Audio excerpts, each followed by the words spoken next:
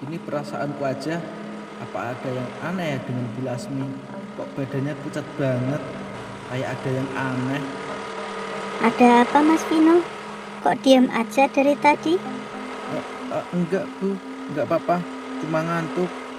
Enggak apa-apa, apa udah tahu?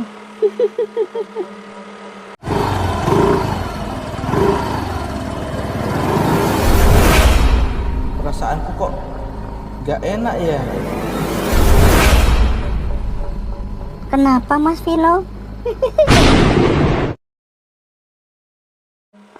Ini perasaanku aja, apa ada yang aneh ya dengan Bu Lasmi?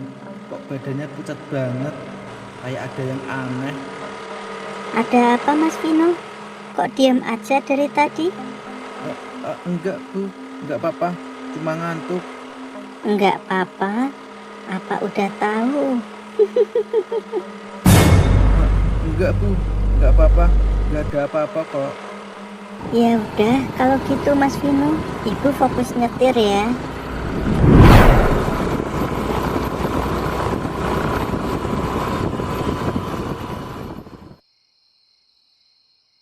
Nah, sudah sampai Mas Vino. Terima kasih ya Bu Lasmi. Cuma kenapa ojeknya nggak boleh aku bayar? Terus Bu Lasmi kenapa nganternya cuma sampai depan gang aja? Kan Bu Lasmi tahu sendiri jalan ke kampungnya masih jauh. Maafkan Bu Lasmi ya Mas Vino. Cuma Bu Lasmi benar-benar tidak bisa mengantar sampai depan rumah Mas Vino. Tapi kenapa Bu Lasmi tinggal masuk aja loh? Nggak apa-apa, aku bayar deh. Daripada bayar ojeknya gratis, cuma aku masih jalan jauh. Lagian ini udah malam Bu Lasmi. Tahu sendiri kan, nanti lewat hutan. Maaf Mas Vino, Bu Lasmi cuma bisa mengantarkan sampai sini. Untuk alasannya, kenapa Bu Lasmi tidak bisa mengantarkan sampai depan rumah Mas Vino? Nanti Mas Vino pasti tahu sendiri. Dan satu lagi Mas Vino, titip salam ya buat Dodo.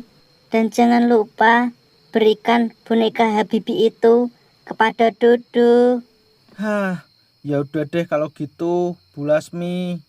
Nanti bonekanya aku kasihkan ke Dodo. Sekali lagi terima kasih ya Bu Lasmi sudah mau mengantarkan sampai sini tanpa ada pungutan biaya.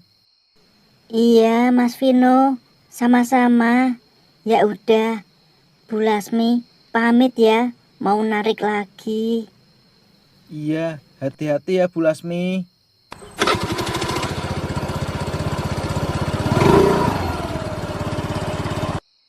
Aduh, malam ini bener-bener chaos. Malam chaos ini nih. Aduh, sialnya. Masih jam 3 pagi, udah harus jalan sejauh 1 kilometer.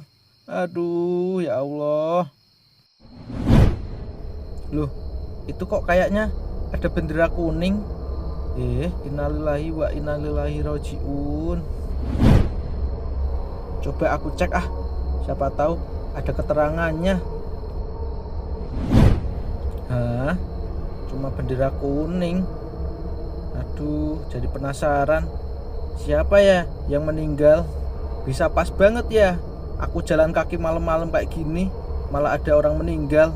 Bener-bener hari keberuntunganku nih. Astaga.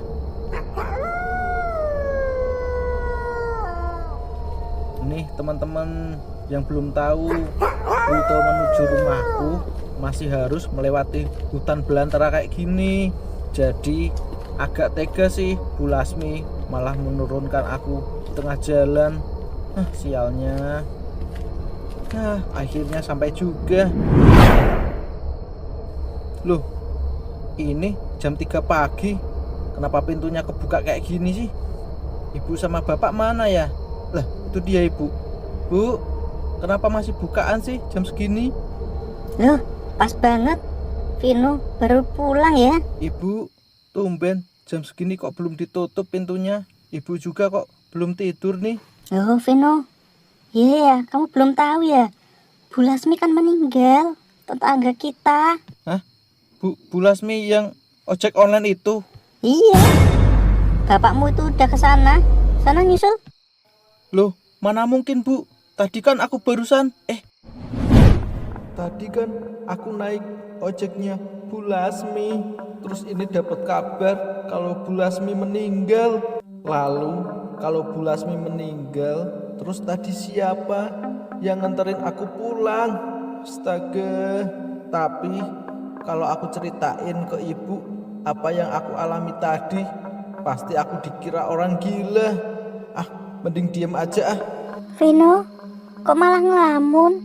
Cepetan, copot dulu tasnya, lalu susul bapakmu ke rumahnya Bu Lasmi. Iya Bu, habis ini aku akan ke sana.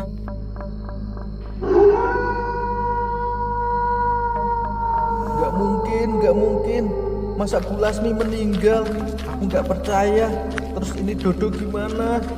Ini kan hari ulang tahun Dodo. Astaga, kasihan banget Dodo.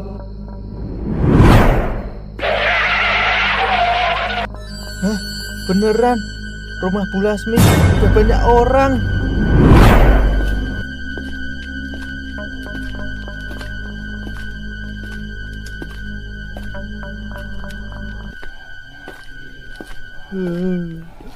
Astaga, Dik. Pak Suroso. Loh, Mas Vino lagi di rumah ya? Iya, Pak. Kuliahnya lagi libur, ngurus tugas aja. Pak Suroso, saya turut berduka cita ya atas kehilangannya. Iya, Mas Vino. Terima kasih ya. Saya juga gak nyangka, Mas Vino. Tadi juga saya lagi kerja.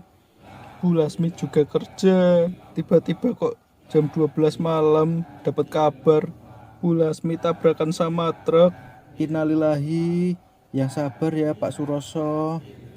Semoga Bu Lasmi istri Bapak diberikan kubur yang lapang dan diampuni dosa-dosanya. Amin. Amin Mas Vino. Amin. Terima kasih.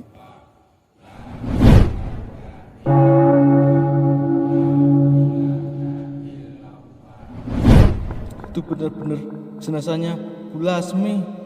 Astaga, sampai gak percaya aku. Terus siapa tadi yang nganter aku pulang?